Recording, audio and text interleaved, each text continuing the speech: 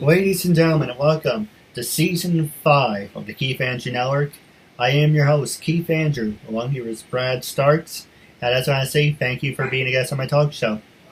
Keith, thanks so much for the invite, and a really big fan of the program. I think what you're doing is fantastic. You're a great example of somebody who has a dream, wants to do it, and, prove the naysayers wrong. So I'm happy to be here. Aloha from Hawaii. Yeah, I appreciate it.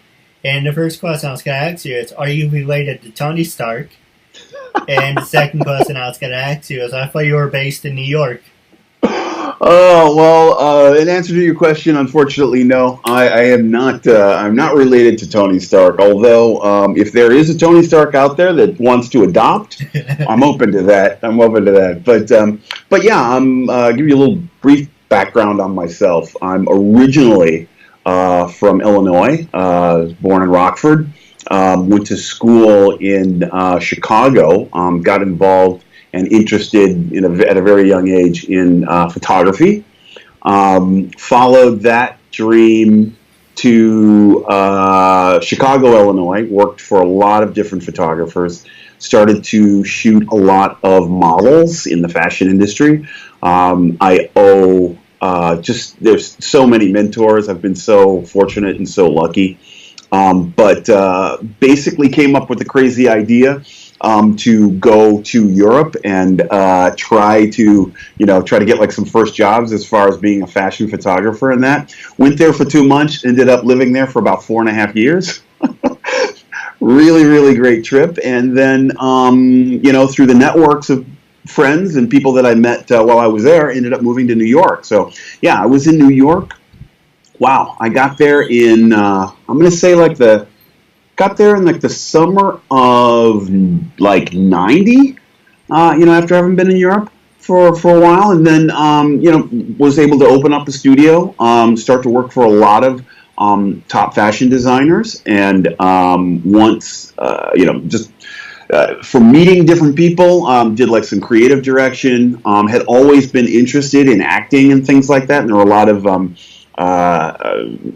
agents that I had at a lot of the big agencies who at one time or another would be like, man, you're absolutely out of your mind and you've got like this great voice. You should try voiceover, or you should try to get in front of the camera. And I was always sort of like resistant to that, but a couple of slow periods came up where, I was just like, let me just try this. And I ended up getting booked for things. So this just like a little brief background sort of like on me. All right. Well, there's a lot of questions I do want to ask you, but while we're on the subject, the first question is, what voiceovers have you done, and have you done any major cartoons, or are you are you on the independent market? Yeah. First off, the first break that I got was I'll tell you how sort of like my acting sort of like kind of like happened. I shot some headshots for a fairly well-known beauty model who, to be a friend of mine, she needed some emergency headshots done. So luckily, we had a couple at the time that were both top hair and makeup people in New York. So we set something up literally like at the spur of the moment, went over to their place, we shot these amazing pictures for her, and I got the images to her agent at the William Morris agency the following day.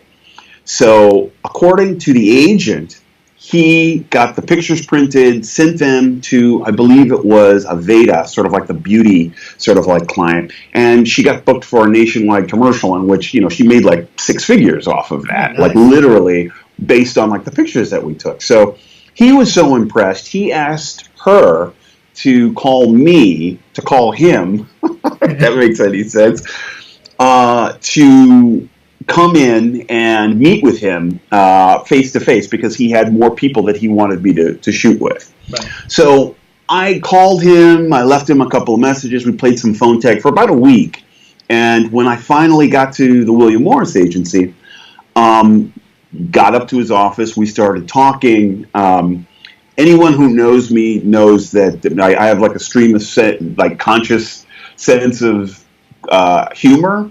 So we, after sort of like just like initial sort of introductions, we started laughing and talking about just like anything and everything under the sun. And then he stopped me after maybe about 15, 20 minutes, and he was just like, okay, listen. He goes, the original reason why I asked you in here was because I have like another 6 people that I need you to shoot for me. But he's like, when I was talking to him on the phone, he goes, like, your voice is so incredible. I meet you in person. He goes, you're a natural character. Have you ever done like any acting before? Because if not, I would love to send you out on not only some voiceover things, but some acting things. So, of course, I agreed right away. And literally, the next week I was going up for voiceover things for like television commercials. I'll never forget it. The first go-see for a voiceover thing, I was in this was like a while ago. So I was in a waiting room with Alec Baldwin, James Coburn, and gosh, I'm forgetting who the third one was, but I mean, like, I was literally starstruck and like completely frightened, but I was just like, well, if he thinks I can do it, I'm going to go in. I mean, obviously I did not get that booking, but it was a really interesting learning curve, and one of those things where, if you don't think that you can actually do something, but there's someone who's been in the business who tells you, look, I've done this for a long time, I'm going to send you up there, I have every confidence in you, what do you have to lose? Yeah. So that was sort of like a very interesting week. I didn't book anything as far as voiceovers are concerned, but fast forward to 3 years after that, it's a very good friend of mine named Josh Boone, who is an executive producer. He's also had like a very successful singing career. He started to executive produce a lot of different small projects, and there was a cartoon project that they were going to be pitching to Cartoon Network, and I got cast to be sort of like a robot. This is sort of like a futuristic sort of like thing. It's not unlike probably like Futurama, which is done really well. But I was cast to be sort of like the robot with attitude. So that was like a lot of fun. And I mean, I got to kind of go in and like, play this character for about 2.5, like 3 weeks. And I believe they put together sort of like a sample of it. I never got a chance to see it, but it was a lot of fun. That was one. And then incidentally, I got booked to actually do a voiceover for a promotional video for an interesting guy out here who is, let's see, his name is Robert Lynn Nelson, and he is an iconic fine artist. And they needed someone to do an English accent. And I was working with them as a creative sort of consultant on the video that they were making. I became friends with Robert, and I love the Saturday Night Live skit with Alex Trebek. So I was doing that voice, and every now and then I would also do sort of, Sean Connery, and then I would do like all, Michael Caine, I'd start to talk Cockney like that, I'd start to do these kind of strange voices, you know what I mean? So, I mean, and, I'm a huge fan of Monty Python, so I can do any number of different sort of like accents, based on sort of like English or Irish or Scottish. So they wanted someone to do an English voiceover for this thing, so I got cast for that. So that was a lot of fun. I still have a copy of that somewhere. Maybe I can send that to you. You can link to it or something. But yeah, I mean, so, these things, they sort of come to you, and, if you don't take them too seriously and you're up for it, you just sort of do it. I booked a television commercial that was really, really big in New York about a year after the Sandy hurricanes hit. Yeah. And it was the really famous one called Stronger Than the Storm. And, I got to play sort of like the husband or father to like this little girl. We're walking around Jersey Shore, and it's like the best day of our lives. I mean, so that was pretty cool. Getting cast for that was a stroke of luck, and I was open to it. So, it can happen to anyone. No, I agree with you. Now, the next question I was going to ask you and if it's a possibility, I would love to work with you. I saw you were a photographer. Are you still performing while producing your work in New York City, or did you take your talent elsewhere? Yeah, I mean, once the recession hit, the whole fashion and advertising market was in complete flux. Clients weren't paying, as much. They were, pulling back and trying to sort of like explore like different avenues as far as like using stock photographs. So it put a lot of creatives kind of like, in a pinch. And I had no idea what a recession was or how it was going to play out. So I kept thinking, oh, well, it'll clear itself up in 4 months. And then 4 months would go by and it'd be getting worse. I'm like, well, maybe 7 months, 8 months, 16. What's going on here? So, living in New York, in Manhattan, I mean, you got to kind of keep the wheels, kind of turning. I mean, obviously, you live in Manhattan, how much it costs to live there. And, when sort of like all my backup plans were just sort of falling through, I was just like, man, I don't know what's going to go on. So I ended up coming out to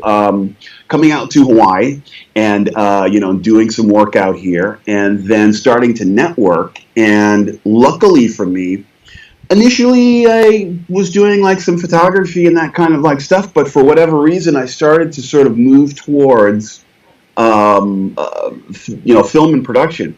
But yeah, I mean, I still do get asked to do photography, but with sort of my background, working in advertising and being in Europe and working with a lot of different clients between the time that I got started up until, say, the advent of social media and Facebook.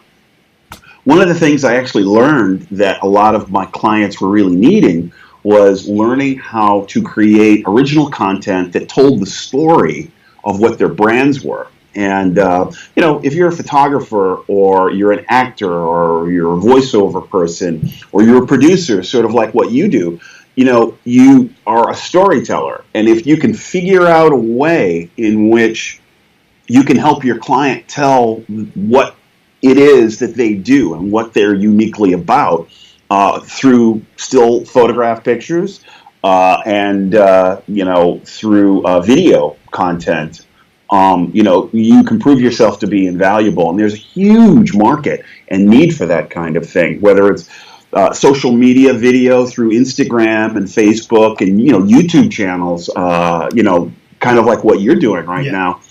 That's the future. That's really where things are going. So starting with a base sort of in fashion photography and advertising and understanding sort of how that world works, and then being able to now, I just came off a job where I produced a segment for a television show, new show that's coming out. I can't say what the name of it is, but it's for the Food Network.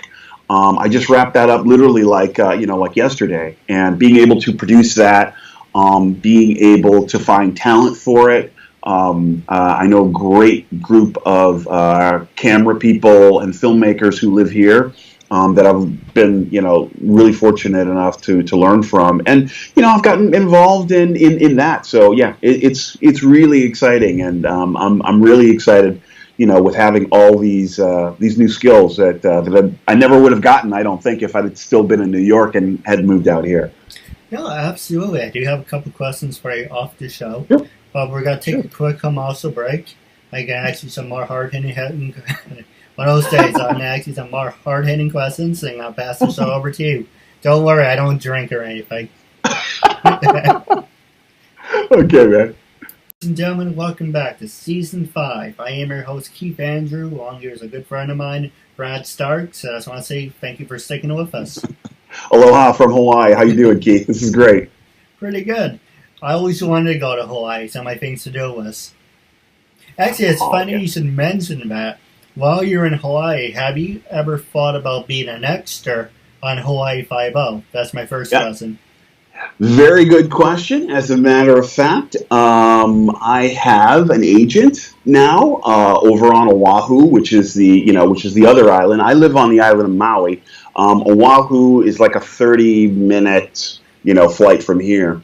But yeah, I have an agent there. His name is Ryan Brown of ADR, and I have read for the God, I'm gonna say maybe like about 6 times since I've been here now, just for like little bit parts, like they have maybe like the setup of the show, and I've read for, man, I mean, like the different characters have been sort of like a SWAT undercover guy. I've been like a private detective on the beat, sort of like in undercover surveillance, sort of like monitoring, sort of like the main bad guy for like the beginning of the show. And yeah, I mean, it's exciting. I mean, and the thing is that even when you don't get the part after you read it, it just continually gives you a chance for the producers to see you, for the person who does the casting, for that to continually see you doing different parts. So when the right thing sort of like comes up, and I make the cut, it'll happen. And I've got a lot of friends here on Maui who have read for small parts and have been booked on the show. So got my fingers crossed still. Yeah, I hope things work out for you, and I hope things work out for me. Yeah, not to sound like an ass or anything, but well, and I mean, like in New York, I mean, I would, if you're interested in doing extra work, I would encourage you, to kind of get out there. And obviously, just takes one good headshot and a brief resume on the back with your contact information, and it can definitely happen. With so many Netflix shows that are being shot in New York now, I mean, it's a target-rich environment, so you should definitely get yourself out there. Hey, if you're willing to help me out, I can pay you, or say if you help me get a part, I give all credit to you, and I pass people your way. Yeah, there you go. There you go. We can make it work out, Keith. We can make this work. Now, I'm going to ask you some hard-hitting questions. I don't want you to take offense to it. But, first question I was going to ask you is, have you worked with people with disabilities, number one? That's the theme of the show, about disabilities. Have you worked with people with disabilities, and you're CEO? Have you hired people with disabilities? And also, the second part of that, if I may, move to your acting career, do you think there's a lot of stereotyping? Oh, sure. Well, to answer your last question first about stereotyping, yeah. I mean, especially in Hollywood, I would say the first thing that sort of like comes to mind would be, you were talking about Hawaii Five-0. Yeah. I mean, in the press, there were these huge stories. I mean, at the beginning of this new season, 2 of the Asian American characters were let go simply because, from my way of thinking and from reading about the different stories, the network didn't see fit to raise the cost of what they were being paid to something that they thought was fair. Yeah. I'm sure there's a lot of political things that obviously didn't come out in the press. But, in my opinion, Hawaii Five-0 has always been an ensemble show. Obviously, you have the main character that the show revolves around, but that show is based on all of these different characters within this department coming together as a family or ohana and solving the case. And the lead character is kind of like a fish out of water, and his foundation, his base of why he's able to actually do his job is in part based on all these different characters. And, I got to give it up to Hawaii Five-0.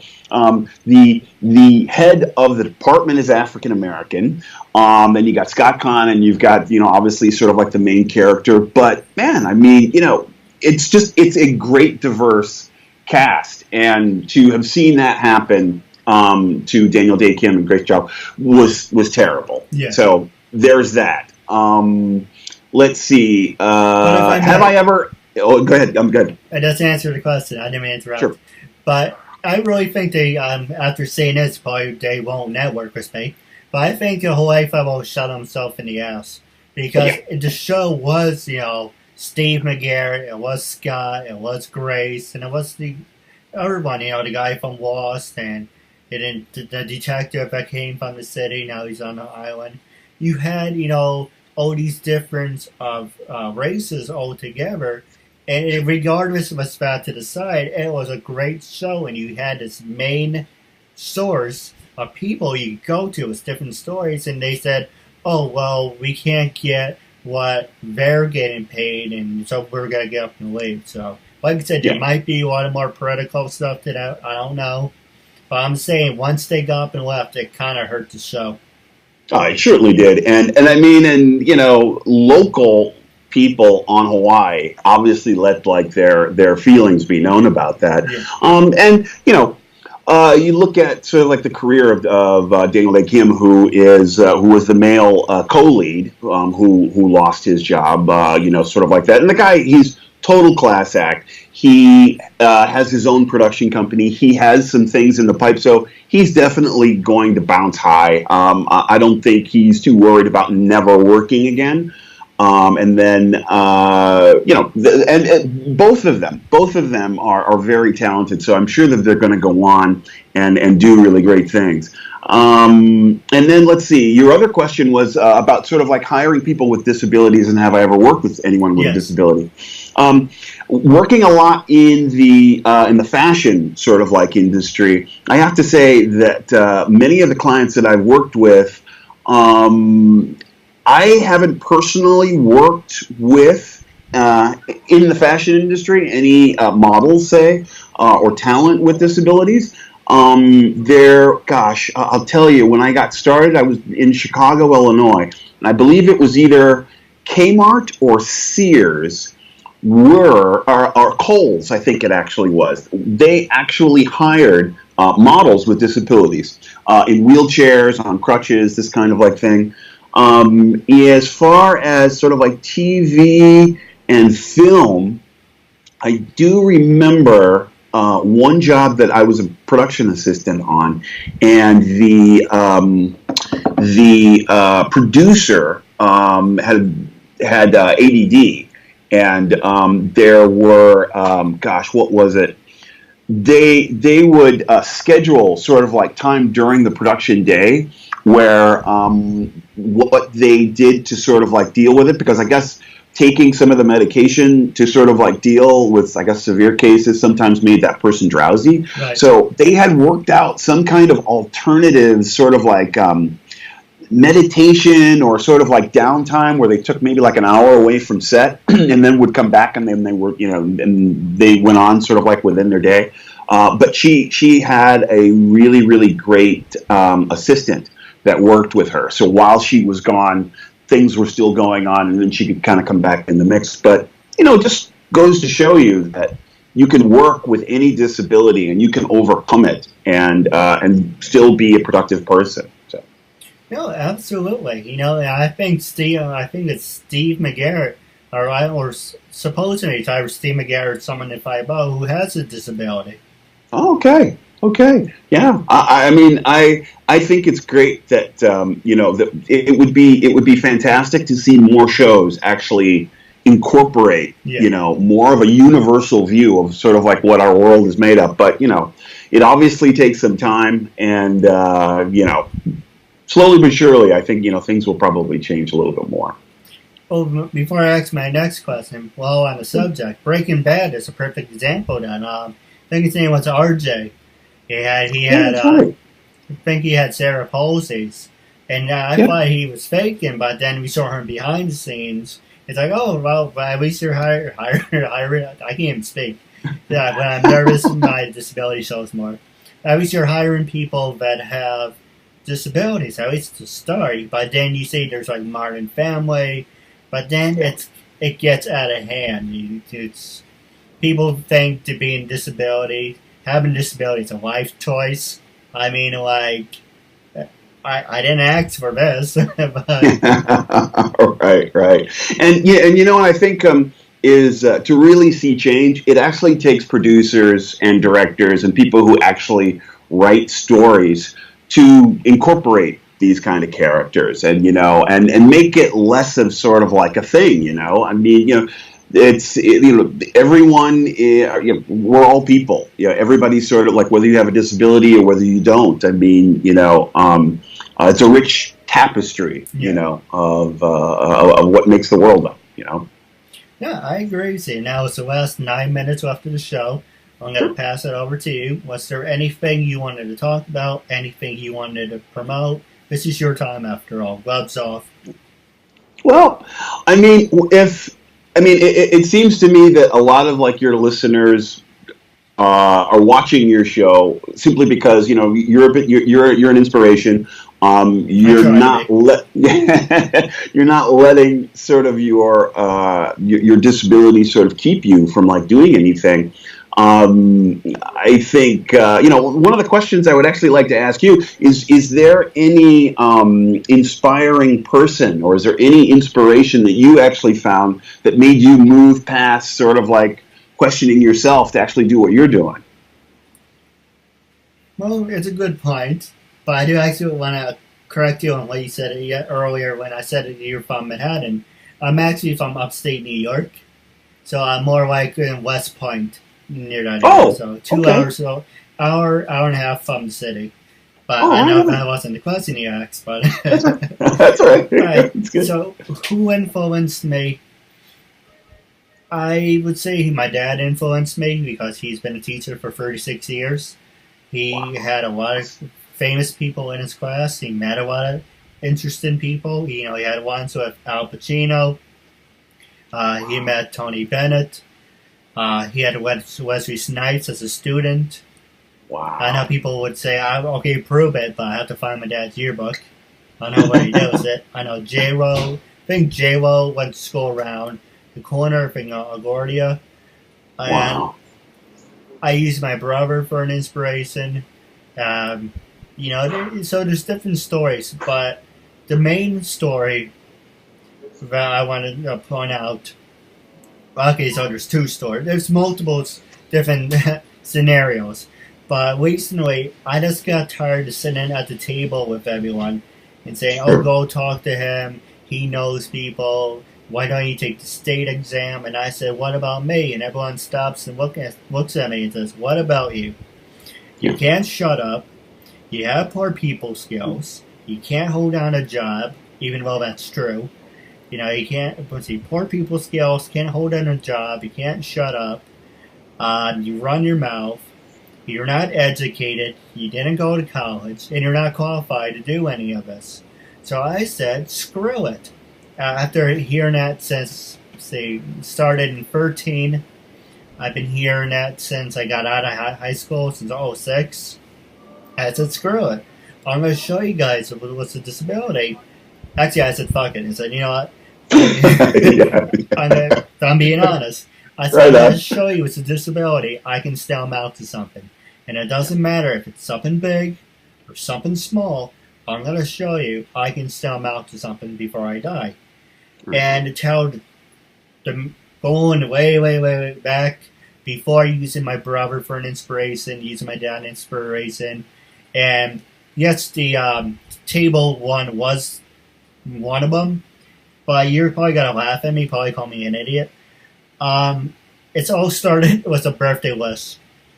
And people said, when you turn 21, it's the most special birthday you got to have in a lifetime. You only live once.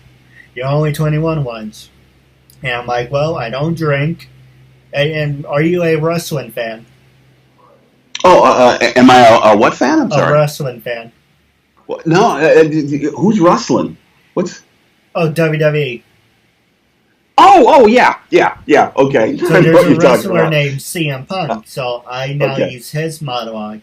I'm straight edge. I don't drink, I don't smoke, I have no filter. I always didn't have a filter. But I have no filter, I walk to the beat of my own drum, I do whatever the hell I want. And I'm like, well, if I have to die, I would like to have some couple famous friends. Easier said than done. Sure. But instead, I was told to go blank myself. I was told I was a lowlife. I was a parasite. I didn't deserve to be friends with a couple of WWE, TNA wrestlers. I was beneath them. I was a piece of shit.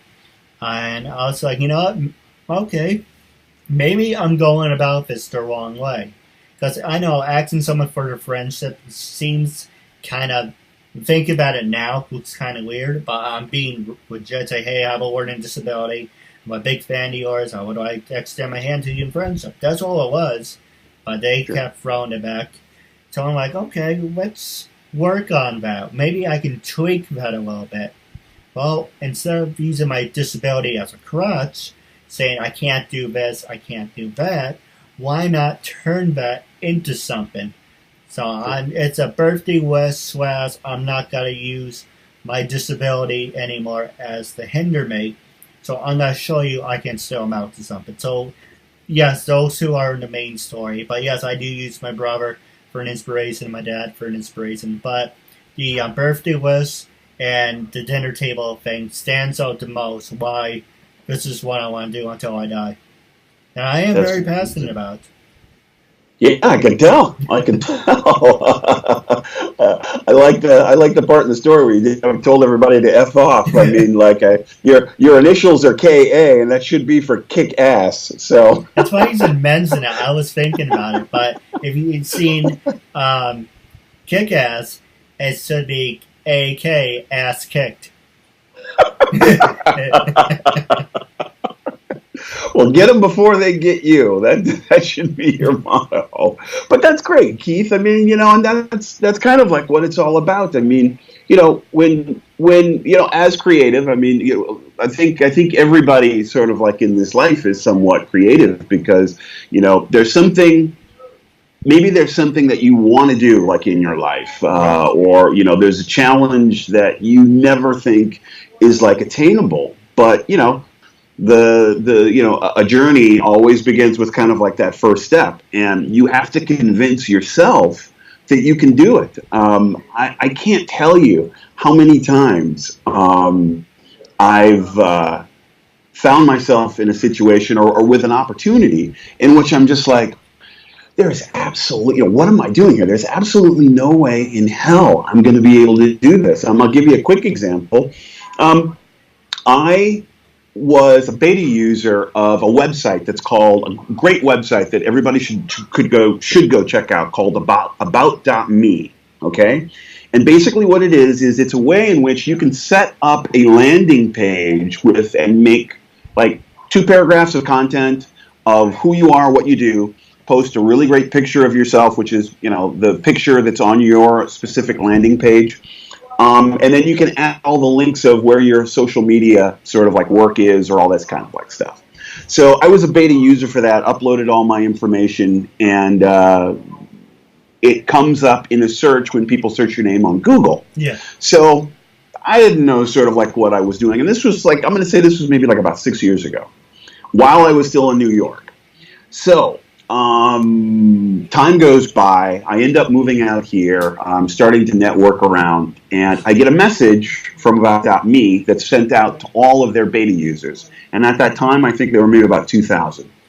So basically, they say, hey, listen, we're getting ready to sell this to AOL. Okay. And one of the promotions that we want to do is whoever can get the most traffic and most votes on their page, we're going to take those 10 people and we're going to take their landing page picture and all the information about them, and we're going to project that on a billboard in Times Square. So I was just like, oh my God, how great would that be? Oh my God. But like any website, the way they set it up is they're just like, okay, you got a Yahoo account, you got a Hotmail account, you got a Gmail account. We will help you. We've got this prefabricated spam mail thing that you just, with a push of a button, we'll send it to everybody right? And, you can just try to get votes that way. Well, everybody in the world hates getting spam mail, right? So how can you get these votes? How can you sort of like, and it's you have to get the most votes over the course of, I think it was like 2 months or something like that. So that's a long time. So I'm thinking about, man, what can I do to stand out? How can I make this happen? So my girlfriend, who's really, really so much smarter than me as far as Twitter and how to use that and sort of like social media and that kind of like thing. She was a lot more savvy than I was. And she's like, well, come up with an idea first. And I was just like, here's what I think I could do. I am a huge movie fan. I can do different lines from famous movies, every single day just to get more votes. It's just like, well, that's going to be way too intense, and you're going to run out of material. I mean, you got to do something for like 2 months.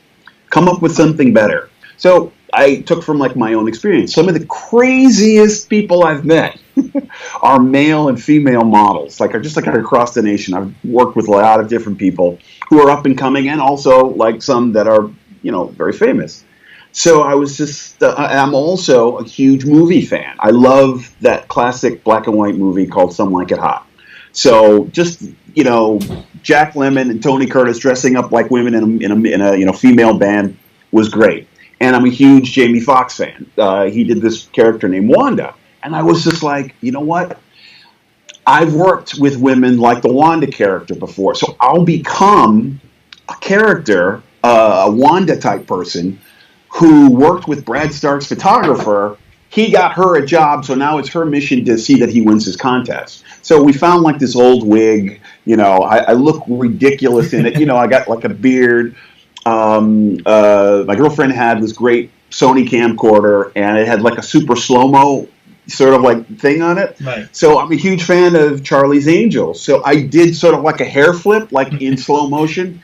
It's absolutely the most hilarious thing. So from that, we created this character together called Bethesda Jackson. So she would just go around on Maui and interview different people and try to get them, and the people that she would interview already had huge followings, and I'm a nut when you see me.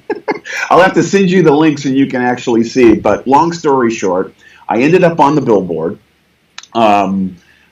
Bethesda Jackson now has her own Facebook page. She has her own Twitter account. It looks like right on down the line. And we were able to sort of like start like this little movement. But I was scared to death. But it was just one of those things where I'm just like, leap of faith. You have nothing to lose. Try it out. And next thing you know, your face ends up on a billboard for about 2 months. So it was a great experience. If you don't mind me for asking, the first question is, then wrapping up or so, is that website still around, number one? And would you and your girlfriend like to do a double interview down the road? Wow, I would have to find out about the double interview. Answer the first question, though, is about.me is still around. And yeah, the word about and then dot and then me, if that's run as a Google search, it'll come up. And I would recommend that for all your listeners to join up. I think it's free to join up. It was free when I joined. But it's a really, really great way to get your name out there and add all, the information about you and add these links. I mean, it's a great way to promote and, put yourself out in front of people that you might want to work with. Yeah, absolutely. I do have a couple questions for you off the air about wrapping up. When I first approached you to be a guest on my talk show, what was your first reaction? And what is your social media plug you want to do? Are you on Facebook, Twitter, Instagram, Stage 32?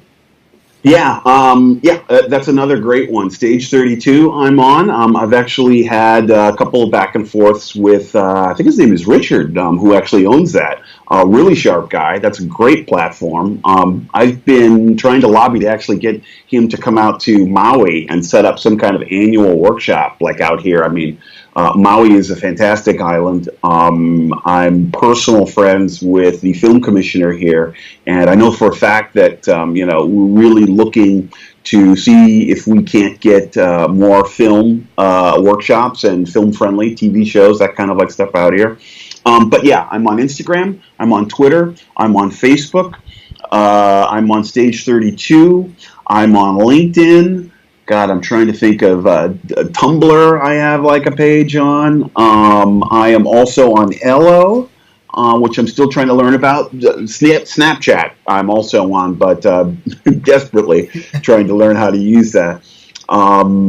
Gosh, what else could I tell you? What was the other question as far as that? Oh, well, what did I think? Like the first time you reached out to me almost like about a year ago.